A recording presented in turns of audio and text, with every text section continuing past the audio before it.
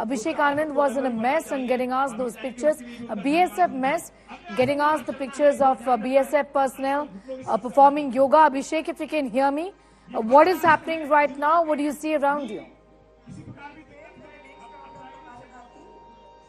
Well, yoga continues on the World International Yoga Day inside the Seema Praharies area, and you can see DG BSF and all his brothers, all his comrades are here, and they are performing yoga. These people who hold guns to guard the frontiers are here performing yoga. This entire program, the entire Yoga Day celebration is being organized by the BSF Wives Welfare Association, and the host of this program is the wife of the DG BSF. So yes, the weather is pleasant, and suddenly you see Delhi was really under severe heat wave, but today it's a cloudy sky here and weather is quite pleasant for it's a perfect day for International Yoga Day, it seems like, and it's nice to see people who work under such kind of stress, doing yoga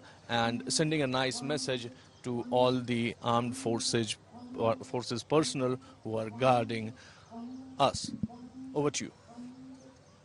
Abhishek getting asked those details from Delhi, where these pictures are of BSF Jawans, in fact, performing yoga. I'm just going to come back, in fact, to Abhishek in a moment from now. Manisha continues to be with us even as we wait for the Prime Minister from Srinagar. Manisha, we were talking about metabolic diseases. India is now the capital of the world when it comes to diabetes. It's a very, very common problem now, and I think we have the dual burden of obesity and diabetes. So let's talk a little about how yoga can help, and tell us about the asanas. Yes, we were talking about lifestyle diseases, and diabetes is an example of that. It's an inflammation in the body. It's basically when we have too much sugar in the body and it's not able to be digested. So that means, again, what we started with the gut health comes right here. So we spoke about Surya Namaskar. That is essentially good for diabetes as well, because Surya Namaskar really activates your organs to start digesting food. Another thing that I would like to show you, and also perhaps you can join me, is Dhanurasana, which is the bow pose, which is very good for diabetes because it targets especially the organs here which help in digestion of the insulin and a pent-up waste material in the body. Also, diabetes is a lifestyle disease because it's a stress response. More stress, that means your body puts down every other function and just tries to save you from the stress. So digestion is put in the back burner, and they're like, okay, let's save you first as a human. So stress is also hugely responsible for inflammation. So we'll start with Dhanurasana. So you lie down on your front. Then you bend one knee and hold your ankle. Then you bend the other knee, hold the other ankle. Now, if this is not available for you right now, just leave the knees and you don't have to hold, or you can hold one knee and start with that. But ideal is you hold both the knees and then you lift your chest and your thighs up. So you stay here breathing normally and exhale, come back in. So you do this about 3 to 4 times, or slowly start increasing it so that your body gets used to it. The idea is to really raise the thighs. So people try to raise the chest like this. Instead, raise the thighs more. I was doing just that, raising the chest. So raise the thighs off the ground. You will see a gap. And the more your thighs are raised, that means the more is the alignment. And then slowly come back. Another one that I like to do just before bed, because that really takes away a lot of stress in the mind, is a child's pose. Just before you go to bed, firstly, don't look at your phone for 1 hour before you go to bed. And if you can do that, that's wonderful. But if you can't, just before you're about to sleep, sit in child's pose, which is, again, you sit with knees slightly apart. It's slightly different from the Vajrasana. Vajrasana, you sit like this with your one big toe over the other. Child's pose is a little bit more relaxed. But here I make you open the knees a little bit extra so that you can go deeper in a stretch. And just place your forehead down and relax. Now stay here and just breathe.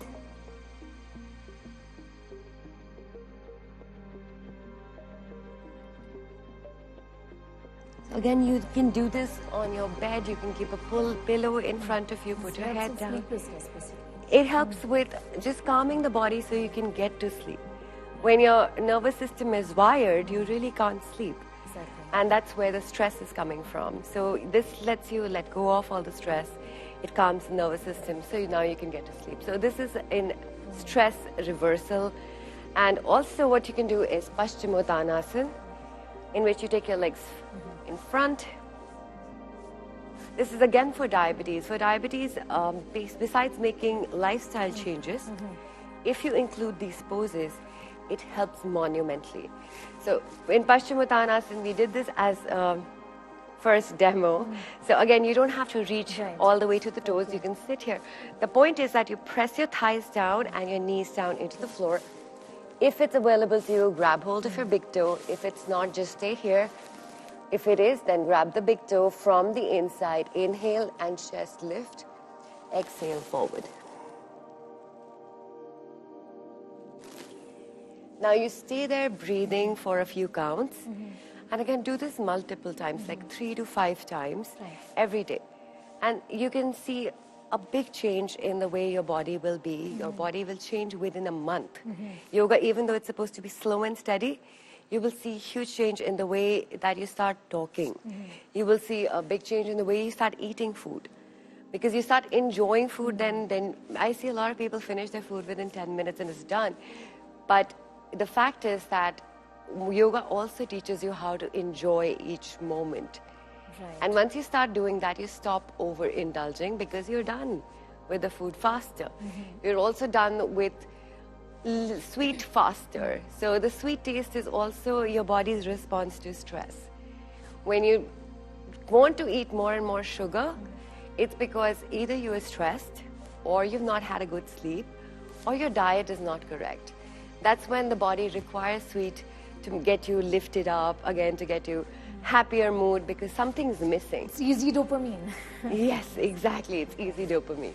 So I also want to ask you a little about the other problems a lot of us face. You mentioned gadgets and how we shouldn't be using it. Certainly not before going to bed. But a lot of people suffer from dry eyes, and I think yoga has a role to play there as well in helping you, ease out that complication. Yes, for eyesight and for eye health, we do something called Tratak, which is a meditation technique in which you have a flame in front of you and you just focus on one part of the flame. So that really helps with really getting your eyesight and eye health in place. What about concentration? That's concentration and eye health. And also what you do, you will notice that we have healing power in our hands. At the end of our practice, we rub the hands together. So you feel the warmth between the hands. Often done when you place And it on your eyes. when you're actually working in front of a screen for a long time, every 30 minutes you should do this and place the foot of the palm into your eyes without any pressure, and just feel that warmth into your eyes. So every 30 minutes of constant screen watching, if you do this, it'll be a big difference. Also, I see a dry eye happens when the screen time is high. So a lot of people who are 3D modeling and who are into screen time more, they start getting the dry out much faster in life. So when you're looking at a screen and the screen is in front of you, every 15 minutes is ideal, but if you can't, every 1 hour is okay. So every 1 hour, just look at a distant object. It's called the 20-20-20 rule, I think. Exactly, yes. All right. Very important. Various problems. We've spoken about lifestyle diseases. We've spoken about postures. Once again, to tell our viewers a little about your upper back pain, which is what many of us suffer from, lower back pain, a couple of more asanas to ease that out. Sure. So upper back pain, as I said, is basically stuck energy here. So again, I'll tell you a variation which is very easy to do. I'm doing super easy poses which everybody can do. It's called thread the needle. It's a Marjari asana is what we start in, which is the cat and the cow pose. So you start from here, and from here you take one hand up.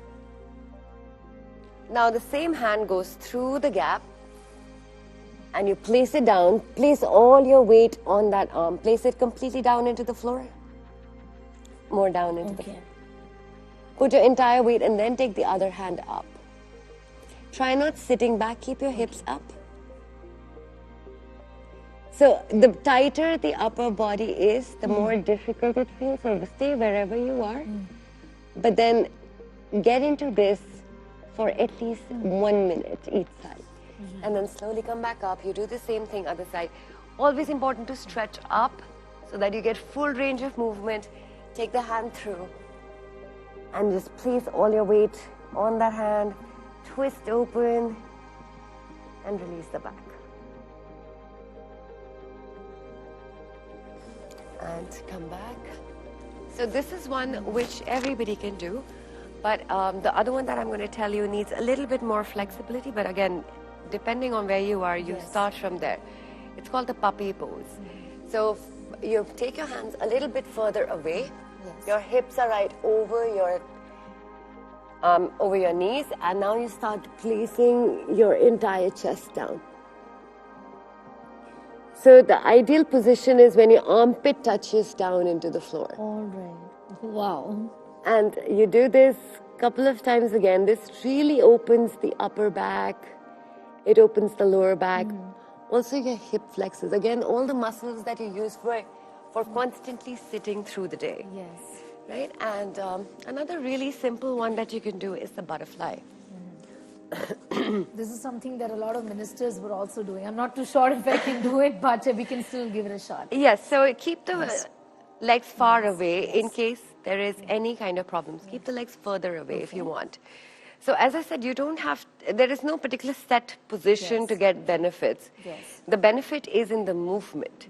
So now whether you're here or you're here, you're still going to get the benefit. Now the ideal position is you clasp your hands in front of your feet. As you said, I held all the mudras that you do with the asanas. Like this one is particularly good for your eyesight.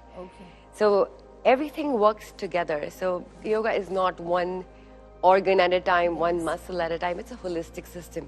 So this particular mudra and also the act of getting your big toe engaged with it really affects the eye. And from here, you make a butterfly movement where you get your knees up towards your elbows and down. Again, slow, mindful movements more than just doing this, I would feel. You'll feel the difference. When you do slow movements, you can actually feel your hip flexor opening a little bit more. So all that tightness in the lower body starts melting away.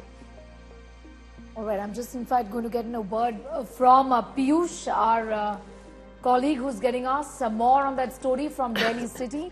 Piyush, what's happening right now? A bit of a delay as far as the Prime Minister's own program in Srinagar is concerned, but yoga, in fact, people continue to perform yoga in different parts of the country. Tell us, what are you seeing around you at this point in time? Well, Srinagar, right now I'm present at a Delhi University campus where a couple of minutes back the Yoga Day was celebrated. The students of Delhi University had congregated here and the event has just concluded. BJP MP Manoj Tiwari was the chief guest here and remember that it's the 10th anniversary of Yoga Day.